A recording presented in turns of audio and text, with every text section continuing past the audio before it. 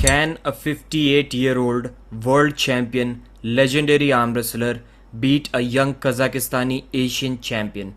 This is a question that most of the arm wrestling community has been trying to answer for quite some time now, and trust me, it is really difficult to predict. Welcome to the video, arm wrestling fans. I'm Pradeep from Arm Wrestling News. Jon Brzezinski versus Kidargali Ongarbayev.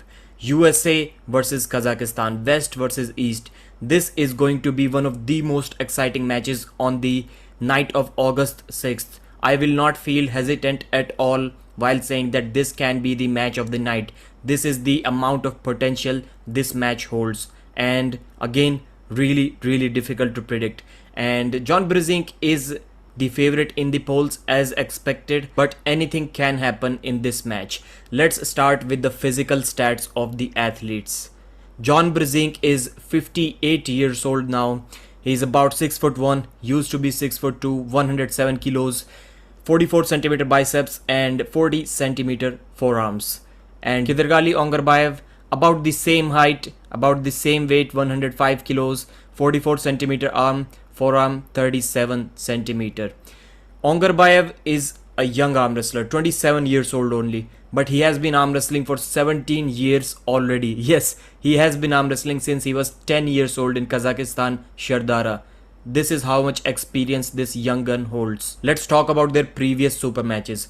Jon Brzezinski has won everything he has competed in except for one Devon Larratt super match. He defeated Chan Shaw, Paul Lin, Dimitri Kechen, Pavlo, Zurab Tabaridze and Hadzimurat Zoloev and many more.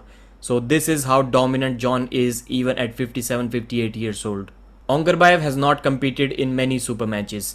We saw him lose to Levan Saginashvili 6-0, but that result would have been the same irrespective of who was against Levan Saginashvili in that match. Then we saw him lose to Prudnik 4-2, but we did see him beat Alex Kurdacha in a very grinding super match. He lost his wrist completely, still pressed through him. Ongarbayev himself told us that he injured his right shoulder while arm wrestling Evgeny Prudnik. So it was not during the Alex Kurdacha match. During the match with Evgeny Prudnik, his shoulder got injured and he got it operated about 7-8 months ago. And he has been on a healing process. The healing has been fine from what we have seen on the table. He went against Valery Baranov about 5-6 months ago. Not 5-6, about 4 months ago, and he lost. Valery was hitting him with side pressure, and whenever you have that rotator cuff surgery, it is really difficult to apply any side pressure.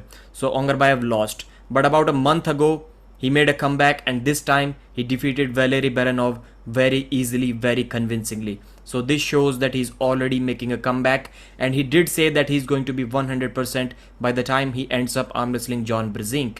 It can be difficult. Shoulder surgeries can take a lot of time to heal, and it is everyone's responsibility to say that they are 100% during the match. But after the match, almost nobody says that they were 100%. It is a weird thing in arm wrestling, and maybe other sports as well. I know only about arm wrestling. So let's talk about their strengths. Jon Brzezinski's strengths are everywhere.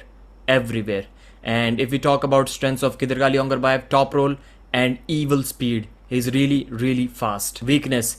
Jon's weakness, I've been saying, is a king's move. Many people disagree with me, but I believe that. And king's move is not going to be a problem for Jon in this super match for sure.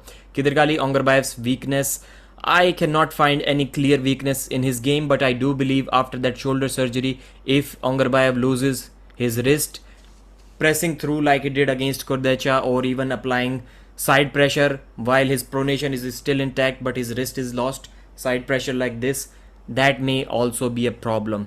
And Engin Terzi believes that this match is going to end like this. In the center, both have lost their wrist, but both have somewhat their pronation intact.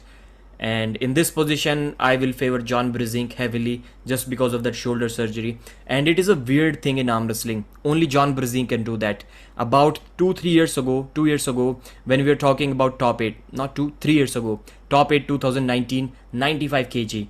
Jon, and everyone believed about Jon that yes, if Jon finishes 4th, 5th, it is going to be okay. Jon was himself saying that, and Kidargali was expected to win that final against Rustam probably. And Oleg Petrenko was supposed to be 3rd. And Jon Brzezinski has changed everything in those 3 years. Now Jon is the favorite.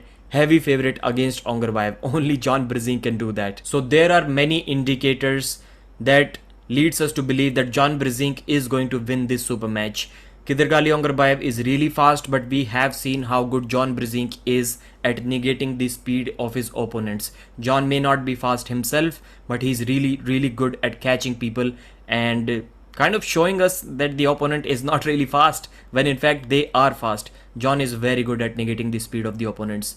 But still, there is one thing that forces me to rethink about this prediction that John is going to win this match 3-0, 3-1, and that thing is John's match against Pavlo few months ago. What happened in that match is Pavlo was able to almost top roll John in the first round. When he tried to go near the pad, he lost his own wrist as well, but he did successfully manage to top roll and take John's wrist slightly in that first round. If Ongarbayev does that, and I have no reason to believe that Ongarbayev cannot do what Pavlo Derbedyanev can do.